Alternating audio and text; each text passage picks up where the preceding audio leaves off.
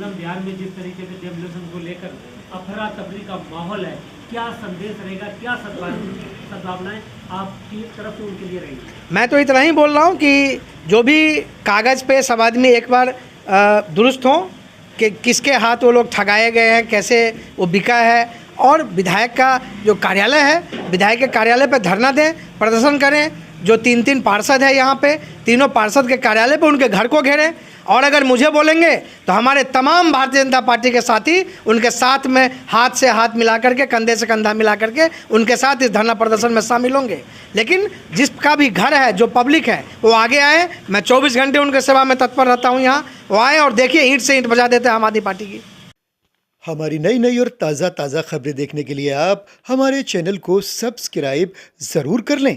दक्षिण दिल्ली संगम Bihar H block Shiv मंदिर के पास सरकारी जमीन पर बने अवैध मकानों पर चला बुलडोजर। कई मकानों को जमींदोज कर दिया गया। वहीं क्षेत्रीय लोगों का कहना है कि यह जमीन उन्होंने खरीदी है, यह सरकारी नहीं है, उनके पास मकानों के कागजात हैं। काफ़ी बड़ी संख्या में पैरामिलिट्री फोर्स और पुलिस के जवान इस कार्यवाही में शामिल हुए। लोगों में अफरा तफरी का माहौल देखने को मिला और सरकार से मदद की गुहार लगाते हुए लोग नजर आए। इस मौके पर बीजेपी नेता शरद कुमार झा भी उन पीड़ित लोगों के बीच पहुंचे और हर संभव मदद का भरोसा दिया और मौजूदा विधायक दिनेश मोहनिया पर भ्रष्टाचारी के आरोप लगाए। देखिए हमारी ये खास रिपोर्ट। मैं शरद कुमार झा, भारतीय जनता पार्टी संगम बिहार। आज संगम बिहार एक ब्लॉक शिव मंदिर के पास डेमोलेशन किया जा रहा है। फॉरेस्ट की तरफ से ऑब्जेक्शन लगाया गया था कि ये अवैध जमीन पर यहाँ पर जो रेजिडेंस एरिया बनाया गया है, क्या कहेंगे इस पर? देखिए, इसमें जो सत्ताधारी पार्टी है आम आदमी पार्टी, उनके तमाम भ्रष्ट नेताओं का संलिप्तता है। क्योंकि अभी विधायक भी आम आदमी पार्टी का है, सारे यहाँ पे पार्षद भी आम आदमी पार्टी के हैं।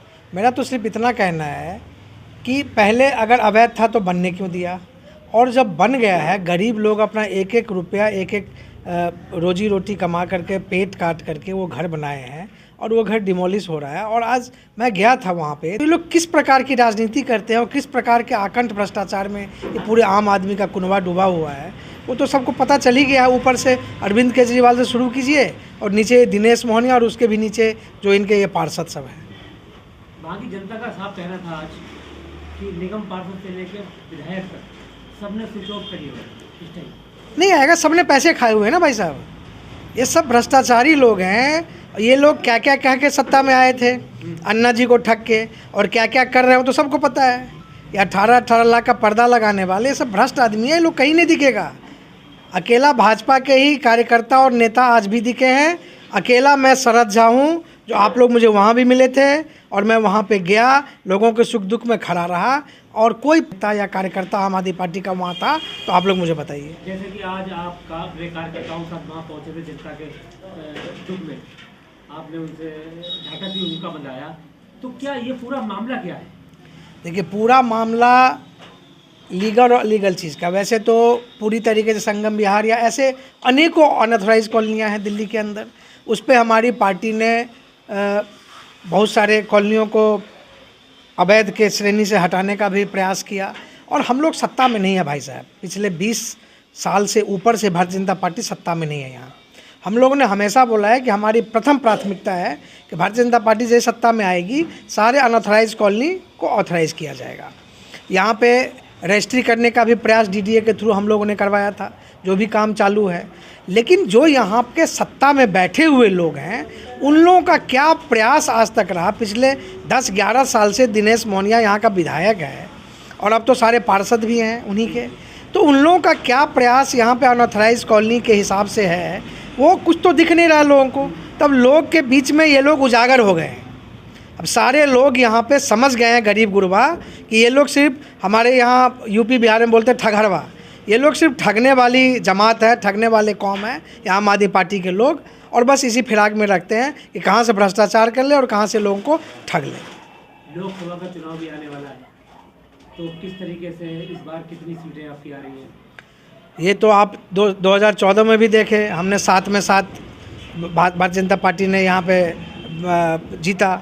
2019 में भी 7 में 7 जीता और इस बार भी 7 में 7 जीतेंगे। और जैसे हमारे आदरणीय प्रधानमंत्री जी ने बोला है कि हमने 370 हटा करके वहाँ के हिंदू मुस्लिमों के लिए तोहफा दिया कश्मीर में, तो 370 से ज़्यादा सीट भारतीय जनता पार्टी को पूरे हिंदुस्तान में ज़रूर मिलेगा। तो जिस तरीके से आज जो डेलीगेशन चला उसमें ये कहा गया है कि मामला कोर्ट में आज पहुंचाया गया है, तो लेकिन उसके बाद भी कल कोई स्टे मिलता है या नहीं मिलता है, तो आगे भी क्या होगा? देखिए, हमने वहाँ पे पब्लिकों को बोला कि भाई साहब, आप लोगों के पास, आप लोगों ने जो भी कागजी कार्रवाई की है उससे हमें भी इत्तला करवाएं। हम लोगों के तरफ से, भारतीय जनता पार्टी की तरफ से जो भी राहत देने का कानून के अंदर, क्योंकि मामला कोर्ट में अब इन लोगों ने पहुंचाया है, कानून के अंदर जो भी हम लोग राहत दिलवा सकते हैं वो दिलवाएंगे। लेकिन सत्ता में तो आम आदमी पार्टी है ना, उनको 1 मिनट में वो विधानसभा की कार्रवाई में इसको डाल देते, सब ऑथराइज हो जाता। क्यों नहीं ये लोग ये काम करते हैं? क्वेश्चन तो सत्ता में बैठे लोगों से होना चाहिए ना। हम लोग तो जनता के बीच में हैं, जनता के साथ हैं। जनता को जितनी राहत हम लोगों के व्यवहार से, आचार विचार से, हम लोगों के संलिप्तता से मिलना हो सकता है, हम लोग दिन रात जनता के लिए खड़े हैं।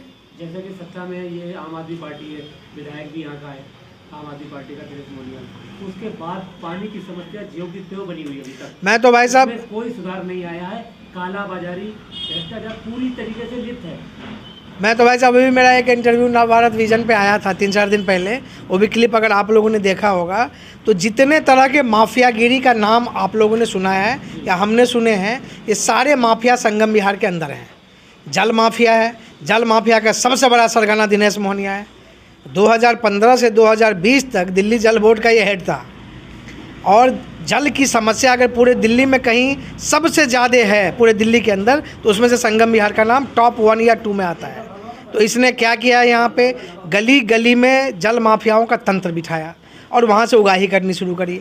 अब तो सारे पार्षद भी इनके हैं, ये झूठ बोल करके सब सत्ता में आए हैं, और एक एक टैंकर 500 से लेकर के हज़ार रुपए तक में गरीबों को दिया जाता है, बेचा जाता है और उनसे पैसे उगाही की जाती है, जबकि वो सारे टैंकर फ्री ऑफ कॉस्ट है MCT के द्वारा। ये तो जल माफिया का काम हो गया। अब भू माफिया का जाल कैसे इन लोगों ने बुना हुआ है कि अब बाकी माफियागिरी से जो लोग पैसे कमाते हैं, उसमें गरीब गुरबा जो उत्तर प्रदेश, बिहार, हरियाणा, राजस्थान, मध्य प्रदेश से जो गरीब लोग आए हैं, उड़ीसा से जो गरीब लोग आए हुए हैं, उनको ये लोग 3%, 4%, 5% पर ब्याज पे पैसे देते हैं, और इन्हीं के गुंडे उनके ब्याज के पैसे ना सधाने पे फिर जाकर के उनके घर पे कब्जा कर रहे हैं। तो ये भू माफिया का भी यहाँ पे जाल बैठा हुआ है। यहाँ पे दारू माफिया, अरविंद केजरीवाल ने कुछ दिल्ली में किया हो चाहे नहीं किया हो, गली गली में और ख़ास करके संगम बिहार ऐसे कॉलोनियों में, तमाम ऐसे तंग कॉलोनियों में इन्होंने दारू माफियाओं का जाल बिछवा दिया। अकेले संगम बिहार के अंदर 152 अवैध शराब के दुकान है। भाई साहब, आप लोग तो मीडिया में हैं, आप लोग प्रबुद्ध लोग हैं, पढ़े लिखे लोग हैं, आप लोगों से कुछ छुपा हुआ नहीं है। आप लोग दिन रात संगम बिहार में खाक छानते हैं, सब पता है किस गली में कौन कौन व्यक्ति कितने पेटी शराब का धंधा कर रहा है। तो ये सब सरकार से का बढ़ाया हुआ कदम है। एसमैकी अगर सबसे ज़्यादा आपको मिलेंगे तो संगम बिहार में मिलेंगे, चोर लुटेरे सबसे ज़्यादा मिलेंगे तो संगम बिहार में मिलेंगे। अब ये बोलेंगे कि केंद्र सरकार के पास पुलिस है। अरे भैया, तो दारू का दुकान तो केंद्र सरकार ने नहीं बोला था ना तुमको खोलने के लिए, दारू का भ्रष्टाचार करने के लिए तो केंद्र सरकार ने नहीं बोला था ना तुमको करने के लिए।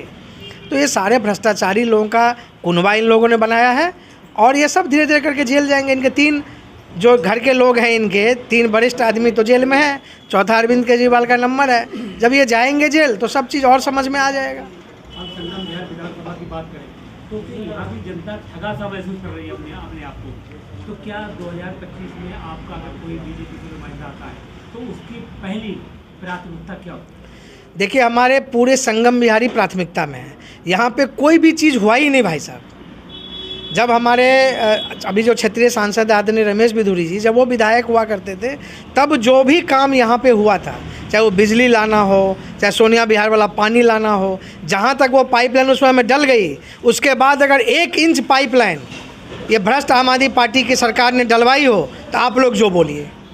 बिजली उनका लाया हुआ है, 2-3 बारात घर उनके लाए हुए हैं, उसमें प्राथमिक विद्यालय उनका लाया हुआ है। उसके बाद ढिढोरा पीटने वाले के 500 स्कूल लाएंगे। 500 अगर स्कूल पूरे दिल्ली में लाएंगे, 70 विधानसभा है, तो कम से कम 7-8 स्कूल तो संगम बिहार के हिस्से में पड़ता है ना भाई साहब। क्या एक भी स्कूल खुल गया हो संगम बिहार में, बता दीजिए पिछले 11 साल में?